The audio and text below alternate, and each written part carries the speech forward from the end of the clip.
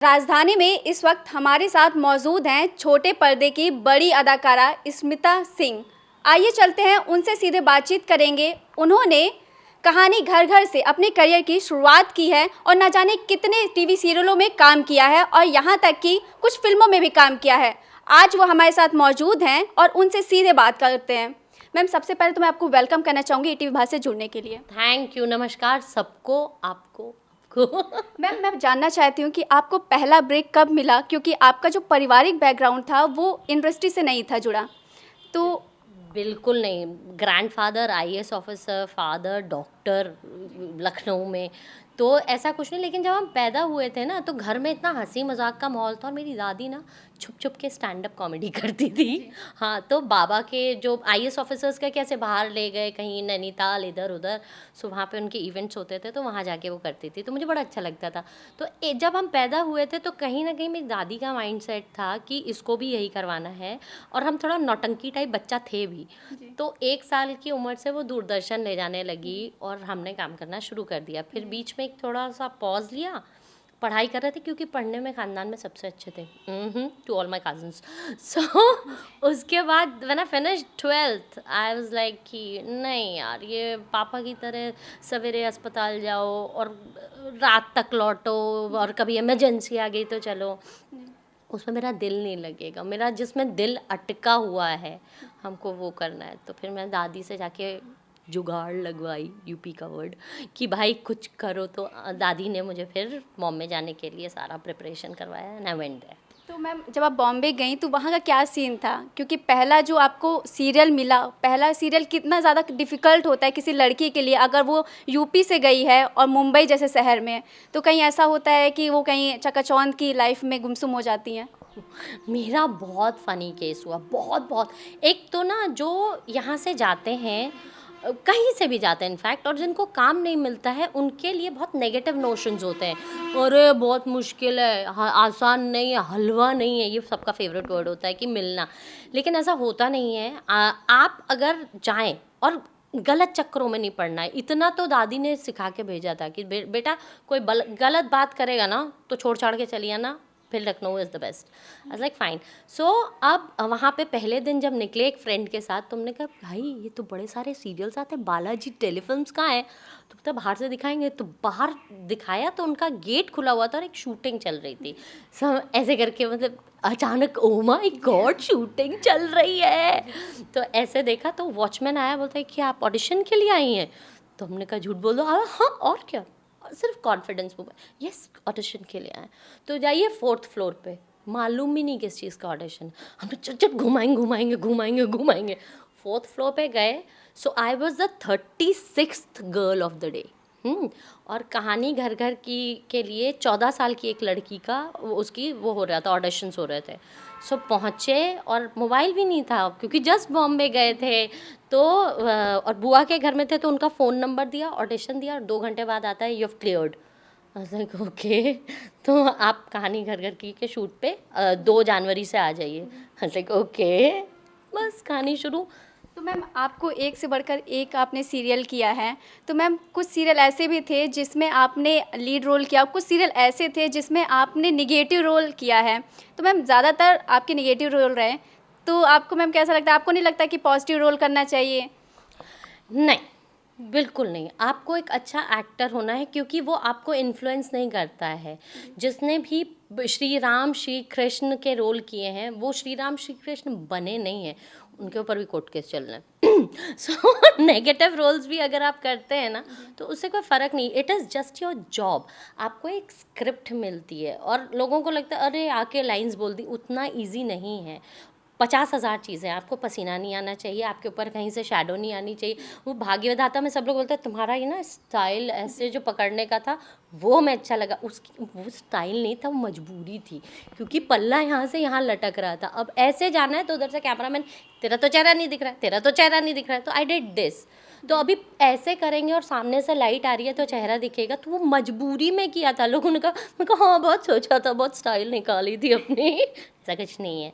सो बहुत सारे आपको मार्क पे आना है, आपको एक पर्टिकुलर एंगल, आप थोड़ा सा ज़्यादा मुड़ गए आपका चेहरा नहीं दिखेगा, किसी को आपने कवर कर दिया या किसी ने आपको कवर कर दिया या लाइट आपके चेहरे पे प्रॉपर नहीं पड़ी, आप नहीं दिखेंगे। तो बहुत सारी चीज़ें, हल्का सा चेहरे पर ऑयल आ गया या कुछ तो उसको फ़ौरन से सेटल करना है, तो बहुत सारी चीज़ें, तो उसमें एक्चुअली आप उतना पॉजिटिव या नेगेटिव हो नहीं पाते, आपको परफेक्ट काम करना है, तो ये बैक ऑफ द माइंड रहता है। कई बार महिलाएं जो भी लड़कियां होती हैं वो एक्टिंग की तरफ रुख करती हैं, लेकिन उनके अंदर डर बैठ जाता है क्योंकि बड़ी बड़ी जो सेलिब्रिटीज़ होती हैं वो भी कहती हैं कि कास्टिंग काउच की शिकार हो जाती हैं। तो मैम इस पे आपका क्या कहना है? नहीं, पहली चीज़ कास्टिंग काउच कुछ नहीं होता है। मुझे 20.5 साल हो गए बम्बई में, मुझसे तो छोड़ो, मेरे सामने किसी ने इस बारे में बात नहीं की है। कास्टिंग काउच उनके साथ होता है जिन्हें काम नहीं आता है, डेस्परेशन होता है, जो तैयारी के साथ नहीं जाती। मैं 1 साल की उम्र से एक्टिंग कर रही हूँ। मैंने हूज़ हू लखनऊ के जितने भी बिग शॉट लो उनके साथ काम किया, मैंने काम सीखा है, मुझे काम पता है। हम गड़बड़ नहीं करेंगे। आपको अगर काम पता है तो आपको डरने की कोई ज़रूरत नहीं है। संजीव कपूर कांपते नहीं है किचन में जाने से पहले कि खाना कैसे बनाऊंगा। No no no no no, he knows. Sanjeev Kapoor को इस समय बोल दो कि किसी लड़की को सामने बैठा के मेकअप करो, फिर देखो क्या होता है। तो जिसका जो काम है ना उसको आना चाहिए। अगर आपको नहीं आता है और आप गलत तरीके से ज़बरदस्ती एंटर करना चाहते हैं तो आपके साथ गलत चीज़ें होंगी। कुछ नहीं, अगर आपको सिर्फ एक चीज़, work on your craft, I say it again and again to everyone, अगर आपको काम आता है आपको कोई नहीं रोकेगा। यार एक कास्टिंग काउच के लिए तुम सोचो, एक आदमी 150 करोड़ की फिल्म बना रहा है, 5,000 में लड़कियां मिल जाती हैं चारों तरफ, उसके लिए वो 5,000 बचाने के लिए वो एक ऐसी लड़की को जो उसकी फिल्म डुबो दे, तो ये तो कॉमन सेंस की भी बात है कि ऐसा नहीं हो सकता है। It is not that, no. Ma'am Noida में फिल्म सिटी बन रही है, तो इस पे आपको क्या लगता है कि छोटे कलाकारों को जो यूपी के हैं उन्हें मौका मिलेगा? यस, देखो सबसे पहले जो बार बार कहते हैं हम कि हमारे शोज़ हिंदी में बनते हैं, हिंदी में सबसे ज़्यादा क्लियर स्पीच शो ऑफ हमारे यूपी की है भाई, ये तो सच बात है। यूपी एंड एमपी, बाकी जगह ना थोड़ा थोड़ा लोगों का कुछ ना कुछ एक्सेंट आता ही रहता है। और अभी आप लोग अगर कोई सा भी नेटफ्लिक्स, अमेज़ॉन से लेकर कुछ भी उठा के देखें, शोज़ जो बन रहे हैं मेजरली यूपी बेस्ड बन रहे हैं। तो यूपी के और बहुत सारे ऐसे अच्छे एक्टर्स हैं, क्योंकि हम तो 1 साल की उम्र से काम कर रहे हैं, उस टाइम से देख रहे हैं कि कुछ ऐसे एक्टर्स हैं जिनको कुछ फाइनेंशियल या फैमिली इश्यूज़ की वजह से वो बाहर नहीं जा सकते, वो बॉम्बे नहीं जा पाए, उनको अपॉर्चुनिटी मिलेगी। तो थैंक यू गॉड, जिस चीज़ के लिए हम कब से प्रे कर रहे थे तब हो रहा है। नोएडा में बन रही है, लखनऊ में बन रही है, मुझे लग रहा है, और क्योंकि बहुत शोज़ बन रहे हैं, बहुत काम हो रहा है, वेब सीरीज़, मूवीज़, ये वो। तो जितने अच्छे सेटअप बनेंगे, जितना अच्छा फिल्म सीरीज़ बनेंगी, तो वर्किंग एटमॉस्फेयर सही होगा, सब कुछ। तो it's brilliant, I am really really proud and happy. Ma'am Bhojpuri फिल्मों में अश्लीलता ज़्यादा होता है, इसको लेके राजू श्रीवास्तव ने अभी एक आवाज़ उठाई थी, तो मैम इस पे आपको क्या कहना है? उन्होंने कहा था शायद कि फिल्म जब वो बन जाएगी और सेंसर बोर्ड के सामने आएगी तो हम उसे प्रीव्यू करेंगे, और अगर उसमें कुछ घटिया चीज़ ऐसा है तो हम नहीं क्लियर होने देंगे। मतलब राजू जी, आपके लिए thank you so much for doing this. बिल्कुल ये करना चाहिए, क्योंकि अभी जितनी मेट्रोपॉलिटन की जनता है वो बाहर के शोज़ देखती है। बाहर के शोज़ आपके एंटरटेनिंग भी होते हैं, एट द सेम टाइम आपको बहुत सारी चीज़ें सिखा कर जाते हैं। आप फॉर एग्ज़ाम्पल आप देखिए, एक सीरियल है how to get away with murder, उसमें आपको पूरा जुडिशरी सिस्टम समझ में कि यूएस में कैसे काम होता है वो सब समझ में आएगा, और इतना बढ़िया ड्रामा है। आप बिग बैंग थ्योरी देखिए, आपको एस्ट्रोफिजिसिस्ट कैसे काम करते हैं स्पेस में, पैसाडीना में कैसे काम होता है, नासा का काम कैसे होता है, आपको सब समझ में आएगा। और साथ में घनघोर एंटरटेनमेंट। ब्रेकिंग बैड में मैथ बनाना कैसे, खैर छोड़ो, हाँ, तो वो सारी चीज़ें आप सीखेंगे एंड साथ में एंटरटेनमेंट। इंडिया में ऐसा क्यों नहीं हो सकता? इंडिया में हमेशा लड़की को आंसू बहाने के लिए कोने में खड़ा किया जाता है। वाई? आप एंटरटेनमेंट के साथ कुछ एजुकेशनल क्यों नहीं दे सकते कि जनता कुछ सीखे? और आप इतनी चीप वो देते हैं जिसकी वजह से लड़कियों को ईव टीजिंग का शिकार होना पड़ता है। ये शहर सेफ नहीं रह गए। यूपी बिहार की तरफ पूरा हिंदुस्तान बहुत गंदी नज़र से देखते कि तो मतलब ऐसा why? So at least you sell something जिसमें आप औरत की इज्जत करना सिखाएं और साथ में वो एंटरटेनिंग भी हो, तो लोगों के समझ में आएगा। बहुत सही काम किया, I am really proud of it. Ma'am आपका जो व्यवहार है चुलबुलापन, इसी तरह आप जो भी शो करती हैं उसमें भी आपका चुलबुलापन ही रहता है। तो मैम आपको ये रोल करना पसंद होता है या फिर आपके नेचर को देखते हुए भी डायरेक्टर आपको ऐसा रोल दे देते हैं? पता नहीं, मुझे जो अच्छे कैरेक्टर्स मिलते हैं वो उसमें हम थोड़ा अपना ट्विस्ट डाल देते हैं, क्योंकि अभी बहुत सारे लोग हैं, आप क्या डिफरेंट दे सकते हैं ऑडियंस को। तो हम थोड़ा सा ना बबलीनेस, और पहली बार तो हम अपनी आवाज़ के लिए रिजेक्ट हो गए थे कि अरे ये कहाँ से, भाग्य विधाता वॉज द फर्स्ट शो जिसमें नेगेटिव कैरेक्टर किया था, और उसमें बोला गया इसकी तो बड़ी पतली आवाज़ है, ये तो बच्चे जैसा साउंड करती है, तो ये कहाँ से नेगेटिव लगेगी। तो सिर्फ मेरे राइटर लड़े थे कि देख लेना इसकी आवाज़ ही इसकी यूएसपी होगी, क्योंकि एक्सेंट परफेक्ट है, सब कुछ। मम्मी बिहारी है तो इसके लिए ऐसा मैंने कोई होमवर्क नहीं किया था, मम्मी की नकल, दैट्स इट। मम्मी की नकल करो, पैसे कमाओ, वेरी गुड। हाँ, सो ये था। तो एक्सेंट वगैरह आप सीख लीजिए, it works for you and that's it, that's about it. Okay. अच्छा मैम, एक चीज़ और जानना चाहेंगे कि जिस तरह से आपने कई टीवी सीरियलों में काम किया है, आपने कुछ ऐसे भी सीरियल किए हैं जिनमें आपने एपिसोड वाइज काम किया है, तो मैम आपको किस में ज़्यादा अच्छा लगता है, सीरियलों में काम करना या फिर एपिसोड वाले जो सीरियल होते हैं उसमें काम करना? See I am madly in love with my work.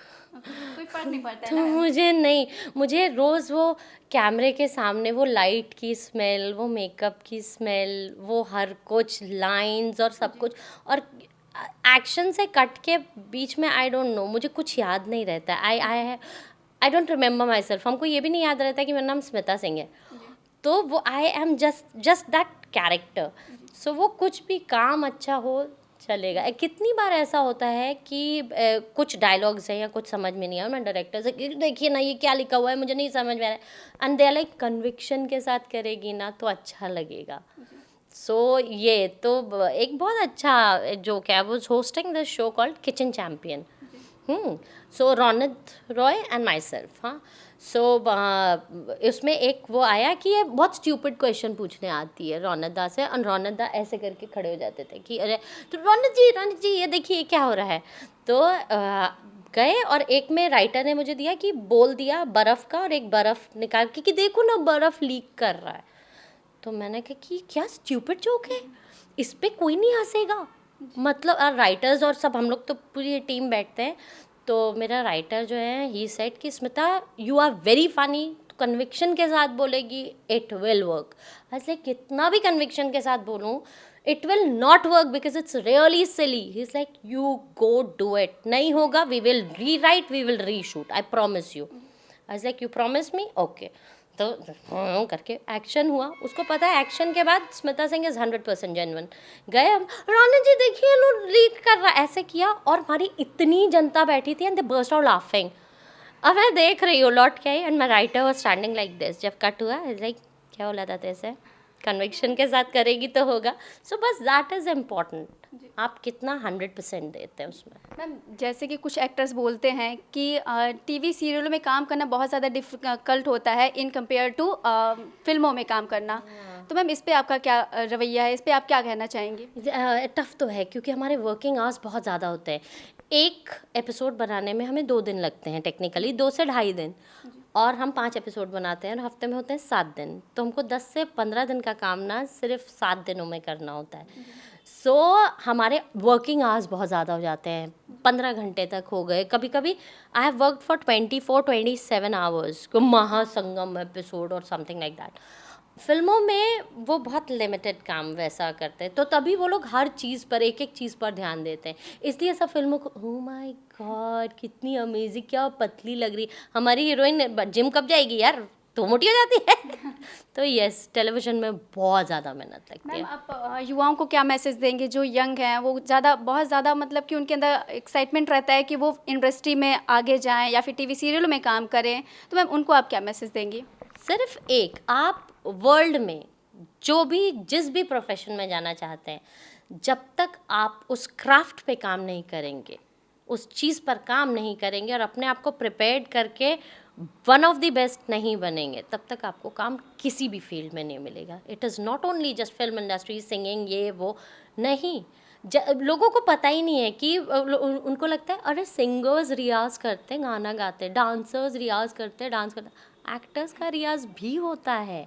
आपको अच्छी परफॉर्मेंसेस देखनी है, अच्छे शोज़ देखने हैं जिसमें अच्छा एक्टिंग है.